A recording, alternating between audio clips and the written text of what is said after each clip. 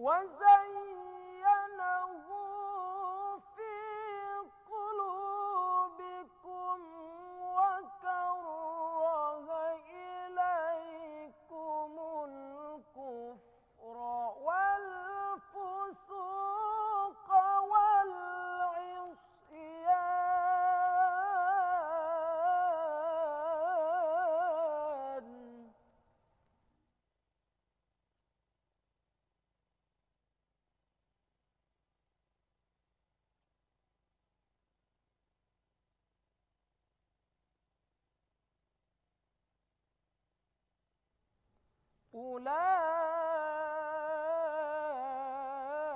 أولئك هم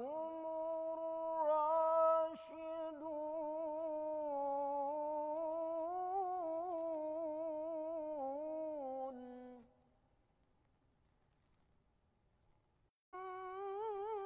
من الله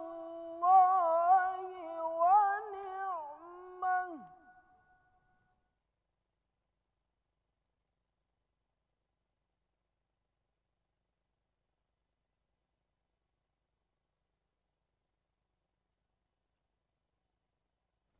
والله عليم حكيم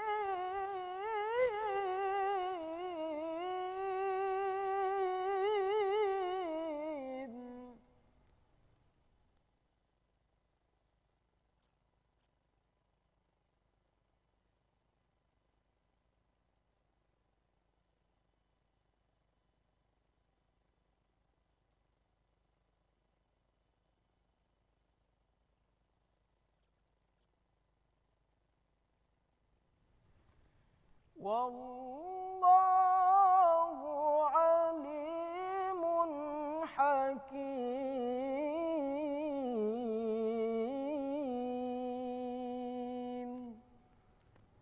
صدق الله العلي العظيم.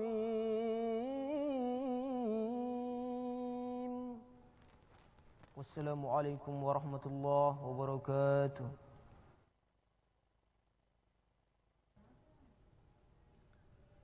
Bismillahirrahmanirrahim. Assalamualaikum warahmatullahi wabarakatuh. Alhamdulillahirrabbilalamin. Wabihi nasta'in ala umuri dunia wa din.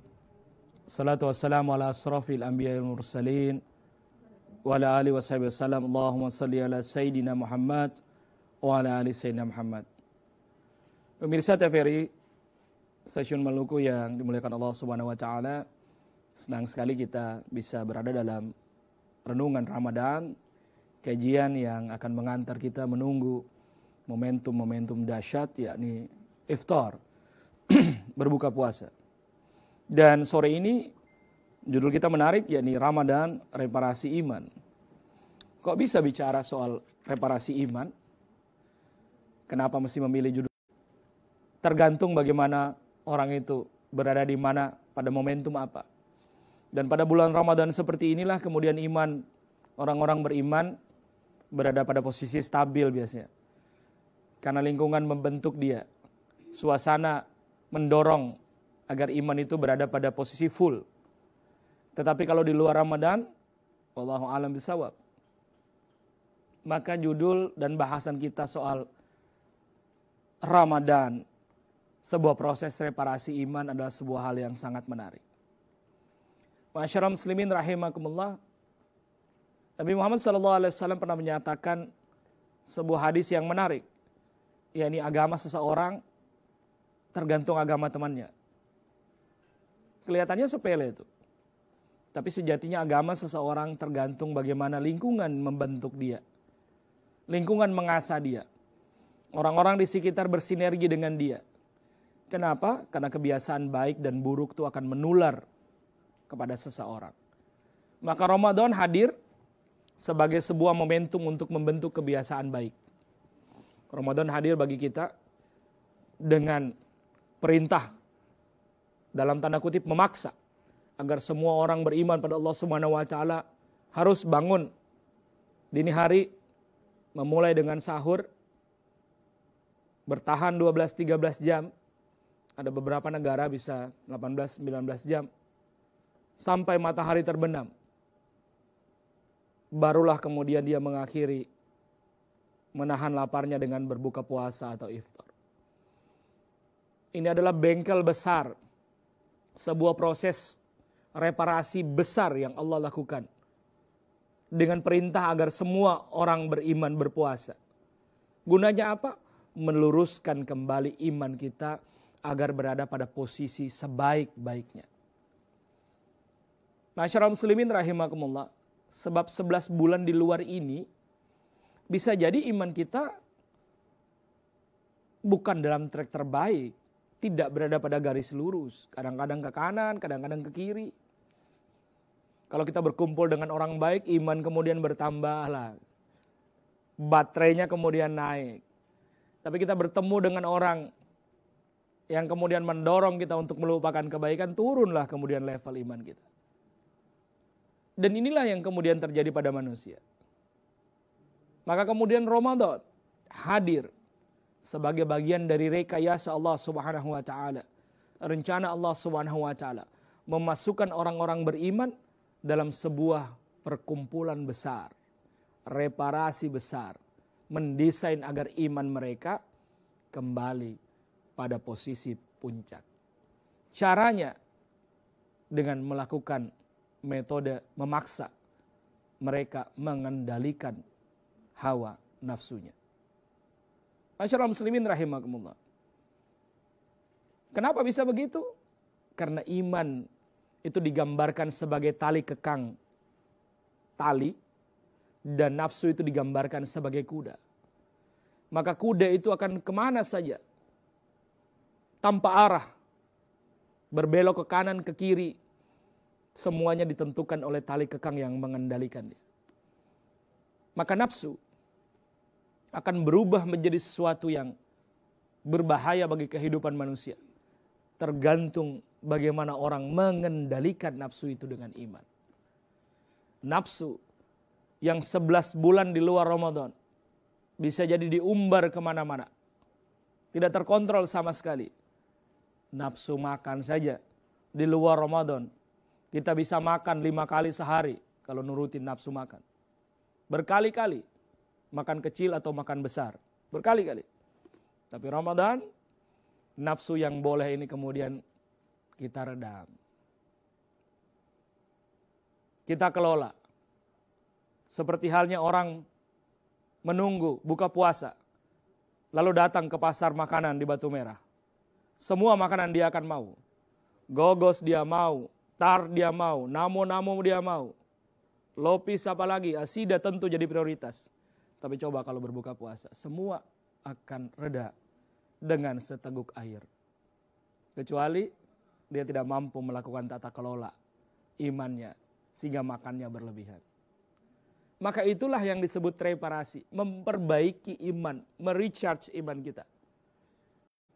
Di mana iman-iman kita yang kemudian kadang-kadang tidak kita serius urus dan menjadi terbengkalai, dengan hadirnya Ramadan, iman ini kemudian diluruskan. Iman kemudian dikelola. Iman kemudian dilakukan cara-cara untuk merawatnya. Masyarakat muslimin rahimakumullah. Jika kita punya mobil, jika kita punya motor, kendaraan kita ini biasanya wajib kita masukkan ke dalam bengkel untuk mengganti oli kah, mengecek remnya kah, mengecek bagian-bagiannya. Lantas pertanyaan kita, kapan iman kita perbaiki? Kapan iman kita evaluasi? Maka bersyukurlah pada Allah Subhanahu wa taala. Allah menyediakan waktu agar kemudian kita mampu melakukan muhasabah, mengevaluasi iman kita, memasukkan iman kita ke dalam suasana di mana dia memperbaiki dirinya, memberikan ruang agar kemudian iman kita bisa sembuh dari penyakit-penyakit yang menggerogoti iman kita. Dan ini suasana yang sangat langka bagi manusia, kecuali Allah memberikan ruang dan waktu seperti bulan Ramadan saat ini. di mana kita berkumpul dalam jamaah melaksanakan sholat tarawih, berkumpul dalam jamaah, memberikan bagian tadarus dan tadabbur, iftar bersama-sama, semuanya membangkitkan keimanan kita. Berbagi dengan kaum duafa, fuqara, masakin, membangkitkan rasa syukur dan keimanan kita. Maka Ramadan adalah bagaimana Allah Subhanahu wa taala memberikan hadiah terbaik untuk mereparasi iman kita, memperbaiki ulang iman kita, mengisi iman kita, agar kemudian iman ini menjadi lurus kembali ke jalan yang benar, sesuai yang Rasulullah SAW contohkan dan Allah inginkan. Mudah-mudahan Ramadan ini menjadi bermakna dengan kita mengisi kebaikan dalam kehidupan kita, dan iman kita menjadi levelnya naik.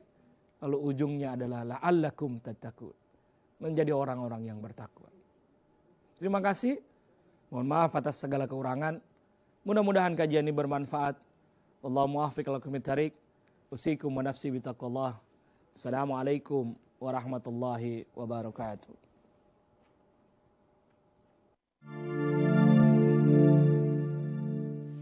Protokol keluar dan masuk rumah. Jika keluar rumah, yang harus dilakukan yakni pakai jaket atau baju lengan panjang. Tidak perlu memakai aksesoris seperti gelang, cincin, dan anting. Pakai masker. Usahakan tidak menggunakan transportasi umum. Gunakan tisu di jari untuk menyentuh permukaan apapun. Remas tisu lalu buang ke tempat sampah. Jika batuk dan bersin, lakukan etika yang benar. Jaga jarak aman dengan orang lain minimal 1 meter. Usahakan bertransaksi secara non-tunai. Lakukan cuci tangan atau gunakan hand sanitizer setelah menyentuh benda dan permukaan apapun. Jangan menyentuh wajah sampai tangan benar-benar bersih.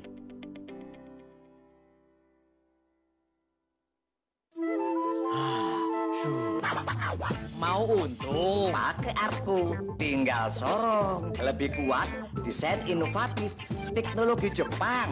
Artku merah cocok untuk angkut apa saja. Lebih landai, gampang nuangnya. Artku jumbo paling gede, enteng, hemat tenaga. Artku banana green lebih slim, sempit nggak masalah. Mau untung? Pakai Artku. Tinggal sorong. Guys, maaf nih.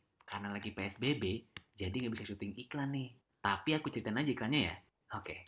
Jadi ceritanya ada seorang pria. Dia senyum, terus ketawa, senyum lagi, sampai nyengir. Karena dia lagi buka pegadaian digital. Bisa transaksi tabungan emas, beli, jual, transfer, cetak, lihat harga emas, dari tabungan emas, nyicil emas batangan, transaksi gada, dan tagihan lainnya. Terakhir logo pegadaian deh. Pegadaian. Alhamdulillah udah buka. Kementerian Pendidikan dan Kebudayaan terus mendukung pembelajaran jarak jauh dan memajukan budaya Indonesia di masa pandemi Corona. Saksikan program Belajar dari Rumah setiap Senin sampai Minggu untuk semua jenjang pendidikan, guru, dan orang tua hanya di TVRI. Marilah kita bersama-sama belajar dari rumah.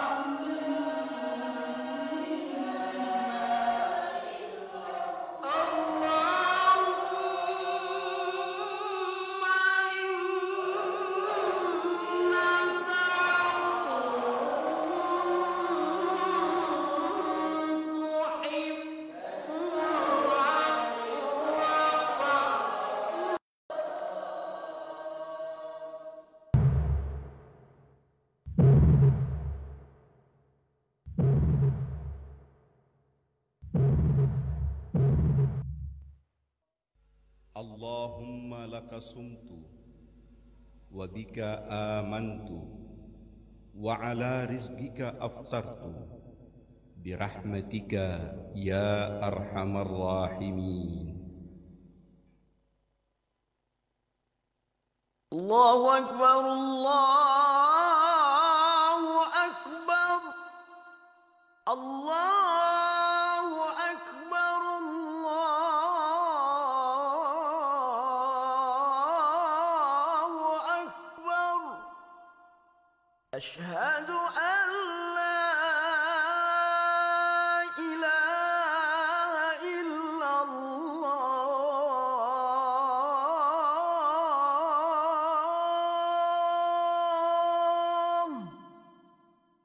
أشهد أن لا إله إلا